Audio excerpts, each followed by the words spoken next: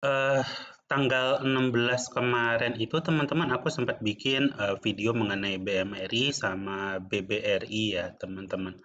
Nah, yang BMRI itu teman-teman aku sempat bilang untuk masuk kalau agresif masuk di wilayah 527 sama 5225 ya teman-teman. Terus dia sempat naik sekitar 6% ya teman-teman ya. Jadi sorry.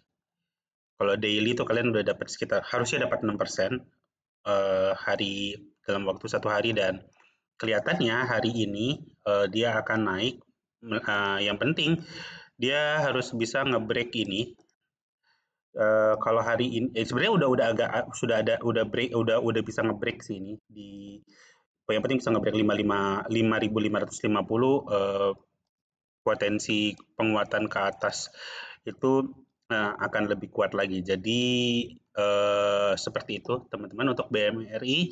Sementara untuk BBRI sendiri teman-teman, nah ini kemarin kalau kalian ikutin video aku kemarin itu aku sempat bilang memang ini masuk wilayah jual teman-teman sehingga yang terjadi memang eh, kita bisa lihat begitu masuk wilayah jual ini di dalam waktu 1 jam ya teman-teman. Sebenarnya aku nggak terlalu suka pakai chart 1 jam. Jadi kemarin itu tanggal 16 ya, tanggal 16 ini aku bilang bahwa masuk ke wilayah jual dia. Terus ternyata benar begitu dia ini turun dan ini terjadi penjualan cukup banyak di sini. Dan gini teman-teman kemarin apa kelihatannya masih banyak saham yang mau dijual. Jadi kalau saat ini teman-teman yang udah masuk ke sini nggak perlu khawatir, kalian bisa average down di dalam. Makanya kemarin gue sempat bilang ini kalau mau masuk sedikit aja. Jadi kalau mau masuk yang agak masif mungkin di bawah sini. Karena kalau kalau mereka apa udah habis yang dijual mau nggak mau harganya akan kemari. Dan bisa juga akan kemari tapi kayaknya sih kemungkinannya kecil dia akan kemari. Jadi kelihatannya ini begitu masuk ke sini dia akan naik ke atas menuju ke ya sorry akan nguji ini lagi sebelum akhirnya dia harusnya menuju target berikutnya. Mana nih target berikutnya? Kita lihat dulu. Eh, Mana ya? Tempat orang buang. Nanti deh gua update. Aku belum cek lebih lanjut. Oke, jadi tadinya aku pengen ngebahas jasa Armada, teman-teman. Jasa Armada Indonesia Tbk. Tapi, iya, selamat datang kembali teman-teman. Jadi sekarang itu hari Selasa tanggal 20 Mei 2025 jam 9 pagi waktu Indonesia Tengah. Oke, jadi ya moga-moga video ini segera rilis. Aku cepetin aja. Gini teman-teman, tadinya aku mau bahas ini tapi tiba-tiba kepikiran mengenai em, Gojek ya, Goto apa nih? Gojek Tokopedia. Sebenarnya kalau kita lihat secara perusahaan sih TPS-nya aja minus gitu loh. So, bukan hal yang bagus sebenarnya teman-teman untuk menjadikan dia ini apa investment ya. Nggak bagus banget karena ya gimana siapa yang ngejamin gitu loh. Nah, kalau kita lihat sendiri teman-teman, nah ini jumlah mitra Gojek itu mencapai 3 juta orang ya, lebih malah. Jadi perusahaan ini pengaruhnya sangat-sangat kuat teman-teman walaupun ya ada beberapa hari ini ya kalau nggak salah demo besar-besaran. Coba kita lihat demo.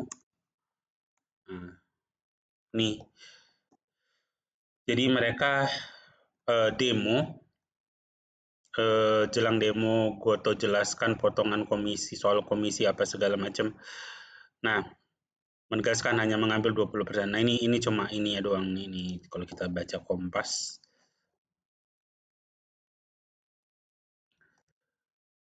Nah, kalian bisa baca sendirilah ya. Nah, gini teman-teman.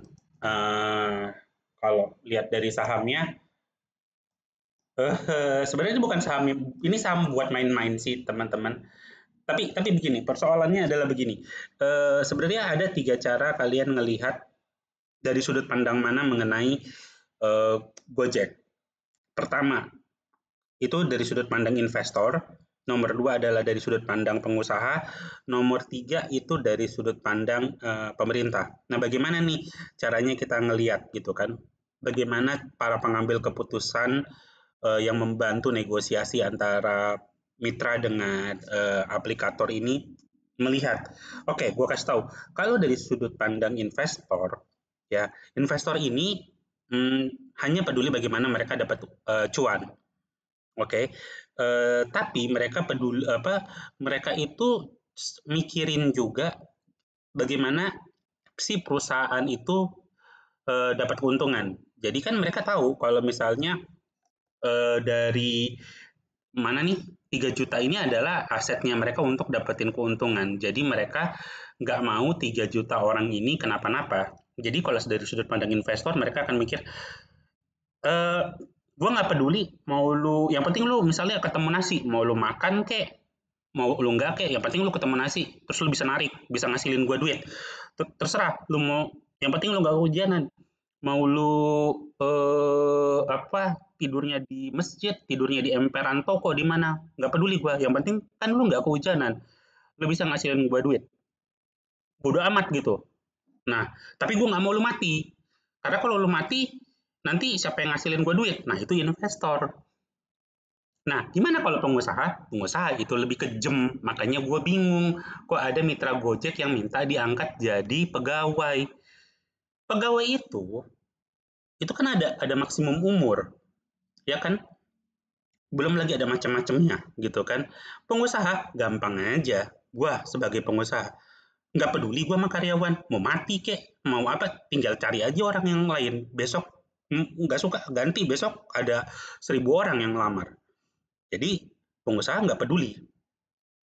Pengusaha cuma peduli gimana caranya mereka meres lu dapat untung, store ke ini investor biar dia nggak dimarahin investor. Makanya gue bingung ada orang yang minta diangkat sebagai pegawai Gojek, sebagai ojek, sebagai ojek, dia minta eh, nggak paham gue apakah karena memang dia mentalnya mental budak atau orang yang emang nggak punya inisiatif sehingga harus disuruh-suruh atau bagaimana, gue nggak tahu. Oke, nah yang menarik ada dari sudut pandang eh, pemerintah. Nah, pemerintah itu punya 2 opsi sebenarnya. Opsi yang pertama adalah ya udah bikin aplikasi tandingan untuk menandingi Goto dan Grab, atau yang selanjutnya ya udah paling gampang kita beli aja Goto. Kan kalau kita beli Goto kita bisa punyanya kita bisa utak-atik tuh regulasinya kan. Salah satu regulasi yang menurut gua paling nggak masuk akal adalah regulasinya Goto ya, adalah kalau potongan oke lah ya, memang memang agak kebanyakan, tapi buat mastiin orang itu mengejar target. Ini hal yang paling menurut gua paling nggak masuk akal. Seharusnya nggak ada. Jadi kalau orang mau narik 1 kali kayak dalam 1 hari, dia mau iseng-iseng doang kayak supaya dapat jajanan atau bagaimana, nggak harusnya nggak ada masalah. Harusnya harusnya nggak ada tuh target-targetan, itu harusnya nggak ada. Jadi menurut gua itu. Nah, kalau misalnya pemerintah beli Goto, ya mereka bisa atur bagaimana caranya mensejahterakan yang 3 juta orang ini.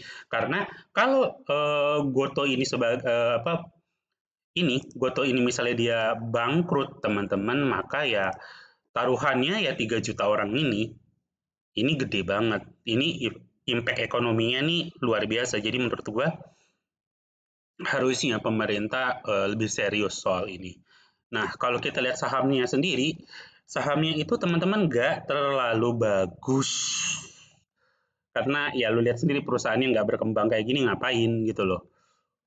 Nah, kalau kalian mau beli buat gaya-gayaan doang, oh gue punya saham Goto, dan masih bisa dapat margin kecil, ya di sini. Kalau kalian mau masuk agresif bisa di 61 sampai 59 ya. Ini cukup ada orang yang beli dan borong dan membuat harganya naik ke atas. Ini oke.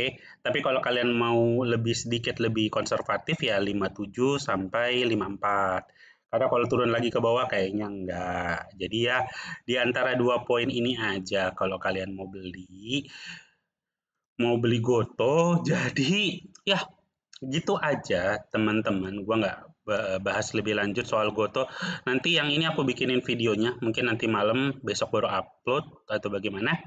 Jadi itu aja. Dan buat yang demo semoga tuntutannya didengar dan tolong jangan rusuh ya. Kita udah dicap jelek sama investor dari luar. Jadi moga-moga nggak ada kerusuhan, moga-moga nggak ada korban.